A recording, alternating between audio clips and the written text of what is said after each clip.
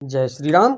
आइए चलते हैं हम आपको फिर पुनः प्रभु श्री राम के रामचरितमानस की कथा पंचम सोपान सुंदर कांड में, जिसको पढ़ने और सुनने मात्र से ही हमारा आपका देश संसार का कल्याण हो जाएगा। क्योंकि जिस घर में प्रभु श्री राम के अनन्य भक्त महावीर बजरंगबली के कथाओं का स्मरण किया जाता है, कथाओं का प्रचार प्रसार किया जाता है, उसके ऊपर कभी भी किसी भी प्रकार का कष्ट नहीं आता। तो इससे पहले विघ्नों को हरने वाले भगवान गणेश और विद्या की प्रदायिनी माँ सरस्वती के चरणों में शीश नवाते हुए विनम्र निवेदन करूंगा कि हमारे देश संसार में जहां तक हो सके भोलेनाथ के श्री शिव महापुराण की कथा, प्रभु श्री राम के रामचरितमानस की कथाओं का प्रचार प्रसार करने वाले मनुष्य के ऊपर कभी भी किसी भी प्रकार का कष्ट ना आवे। तो आइए चलते हैं हम आपको प्रभु श्री राम के रामचरितमानस की कथा पंचम सोपान सुंदर कांड में। तो ओम श्री जानकी वल्लभो विजयते। तो पिछली कथा में मैंने आपको बताया था कि प्रभु श्री राम के अनन्य भक्त जिस कार्य के लिए लंका में आए, उस कार्य को संपन्न करने के बाद फिर पुनः प्रभु श्री राम के पास पहुंचे और पहुंचने के उपरांत सारे वृत्तांतों को सुनाए कि हे प्रभु, माता वैदेही का एक एक दिन मृत्यु के समान बीत रहा है। अब आप देर न करिए और लंका पर चढ़ाई करने के लिए तैयारी करिए। तो सुग्रीव आदि वानर सेनाओं ने संगठन बनाते हुए जो जो दूर दूर के योद्धा वानर थे, उनको भी सुग्रीव द्वारा बुलाया गया और इस योजना को बनाया गया।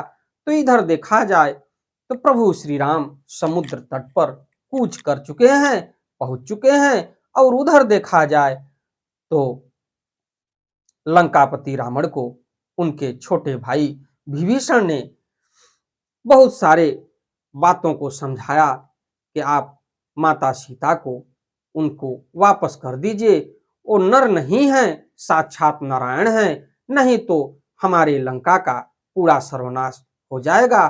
तो ये अहंकार उसको ले डूबा रावण को। रावण ने अपने भाई विभीषण को भी लंका से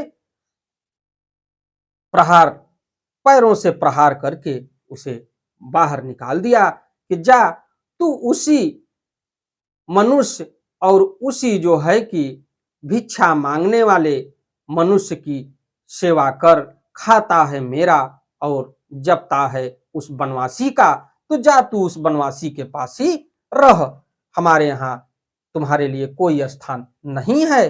तो उस हिसाब से देखा जाए तो विभीषण को लंका से निकलने के बाद ही आधा राक्षस जो भी थे वो बिल्कुल टूट चुके, आधा हो गए। इस कथा में मैं आपको आगे ले चलता हूं।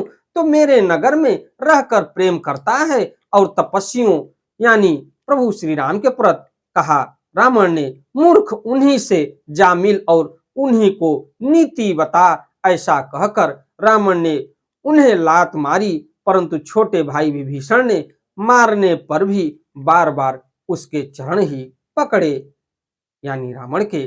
तो उमा संत कई यह बड़ाई, मंद करत जो करई भलाई, तुम पितु सरिस भले ही मोहि मारा, राम भजे हितनाथ तुम्हारा। तो शिव जी कहते हैं कि हे माता पार्वती से कह रहे हैं कि हे उमा, संत की यह बड़ाई महिमा है कि वे बुराई करने पर भी बुराई करने वाले की भलाई ही करते हैं।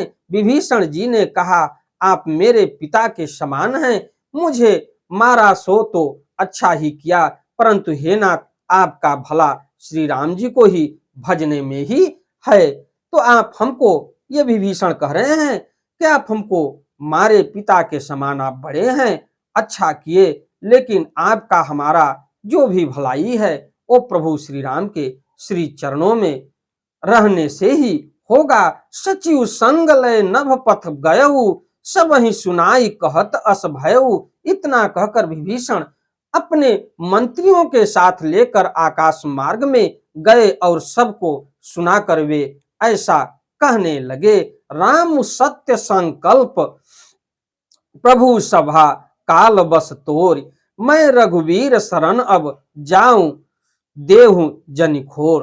तो ये विभीषण कह रहे हैं श्री राम जी सत्य संकल्प एवं सर्वसमर्थ प्रभु हैं, और हे रावण तुम्हारी सभा काल के वश है, अतः मैं अब श्री रघुवीर की शरण में जाता हूं, मुझे दोष न देना। ये विभीषण जाते जाते कह रहे हैं कि मैं अब प्रभु श्री राम के शरण में जाता हूं, लेकिन जाने का हमें दोष न देना। अस कही चला विभीषण विभीषण जब ही आयुहीन भय सब तबहि, साधु अवज्ञा तुरत भवानी कर कल्याण अखिल के हानि। तो ऐसा कहकर विभीषण ज्यों ही चले त्यों ही सब राक्षस आयुहीन हो गए, निर्बल हो गए, उनकी मृत्यु निश्चित हो गई। शिव जी कहते हैं कि हे भवानी, हे उमा, साधु का अपमान तुरंत ही संपूर्ण कल्याणकारी हानि नाश कर देता है। साधु का अपमान कभी नहीं करना चाहिए, क्योंकि उसका अपमान करने से हान लाभ तुरंत ही मिलता है। रावण जब ही विभीषण त्यागा, भयो विभव बिनु तब ही अभागा, चले वो हरसि रघुनायक पाही, करत मनोरथ बहु मन माही। रावण ने जिस क्षण विभीषण को त्यागा, उसी क्षण वह अभागा वैभव ऐश्वर्य से हीन हो गया। विभीषण जी हर्षित होकर मन में अनेकों मनोरथ करते हुए श्री रघुनाथ जी के पास चले। देखी हूं जाई चरण जल जाता, अरुण मृदुल सेवक सुखदाता, जे पद परस तरी ऋषि नारी, दंडक कानन पावन कारी। तो वे सोचते जाते थे कि मैं जाकर भगवान के कोमल और लाल वर्ण के सुंदर चरण कमलों के दर्शन करूंगा, जो सेवकों को सुख देने वाले हैं। जिन चरणों का स्पर्श पाकर ऋषि पत्नी अहिल्या तर गई, और जो दंडक वन को पवित्र करने वाले हैं। ये विभीषण जा रहे हैं और सोच रहे हैं कि उस प्रभु का मैं चरण पकड़ लूंगा, क्योंकि जो प्रभु अहिल्या पत्थर बनी उसका उद्धार किए और पुनः नारी रूप में प्रकट हुई, और उस प्रभु का मैं चरण बंदन करूंगा जो दंडकारण्य को अत्यंत पवित्र कर दिए, क्योंकि दंडकारण्य राक्षसों का नगर था और राक्षसों का वर्चस्व था। जे पद जनक सुता उर लाए, कपट कुरंग संग धर आए, हर उर सर सरोज पद जेई, अहो भाग्य मैं देखे हूं तेई।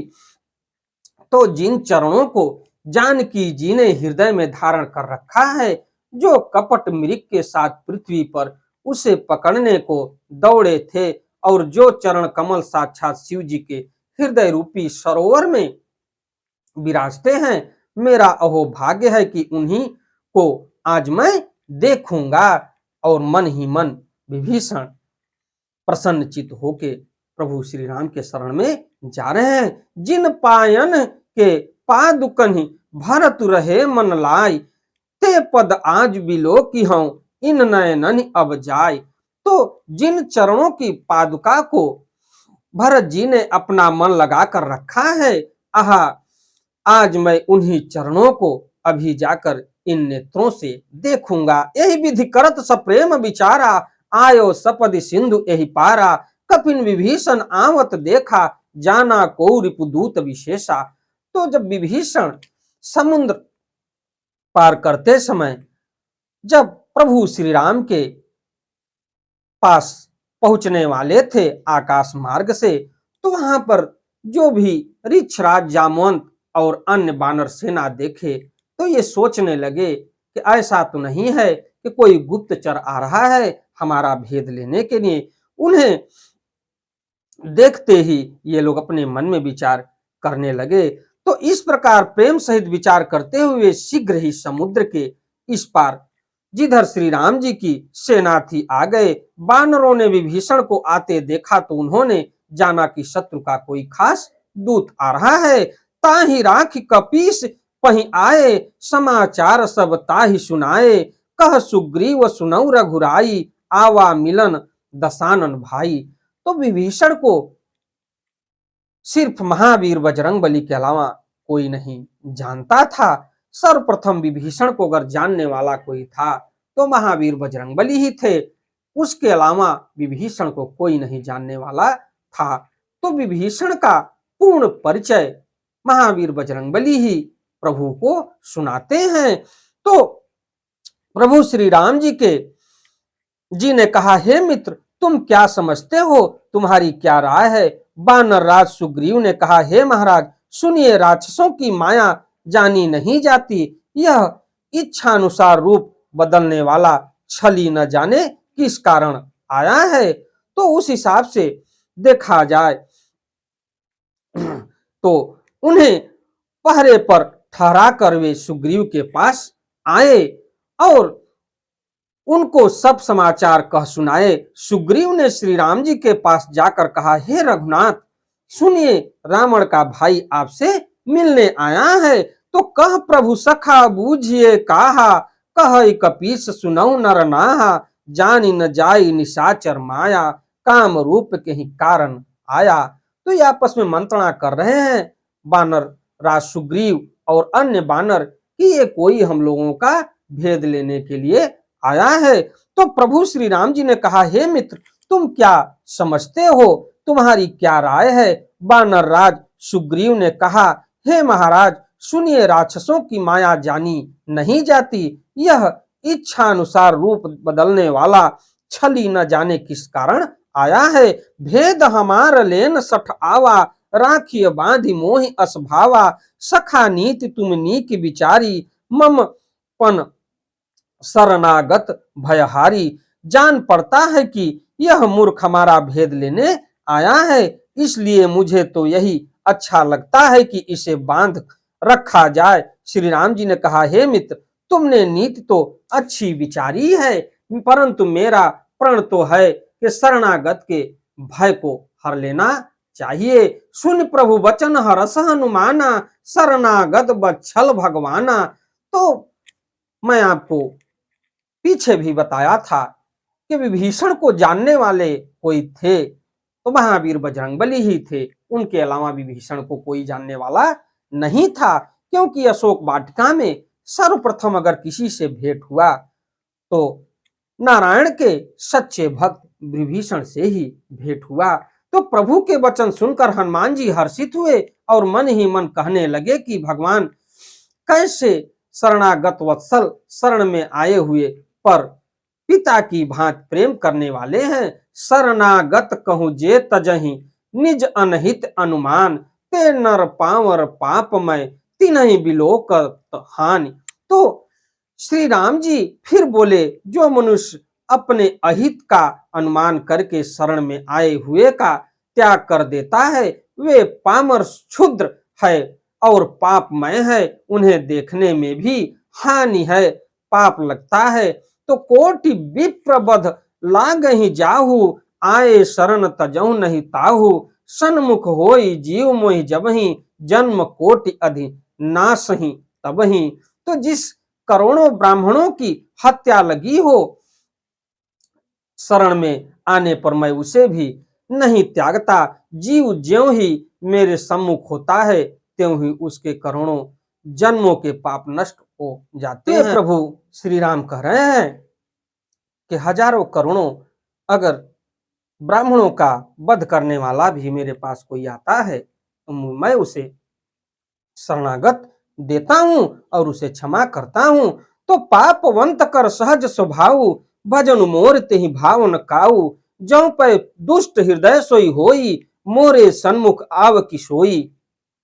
तो पापी का यह सहज स्वभाव होता है कि मेरा भजन उसे कभी नहीं सुहाता। यदि वह रावण का भाई निश्चय ही दुष्ट हृदय का होता तो क्या वह मेरे सम्मुख आ सकता था? ये प्रभु श्री राम कह रहे हैं। निर्मल मन जन सो मोहि पावा, मोहि कपट छल छिद्र न भावा, भेद लेन पठवा दस सीसा, तब न कछु भय हानि कपीसा। तो आपस में मंत्रणा कर रहे हैं कि इसको रावण ने भेजा है हमारा भेद लेने के लिए।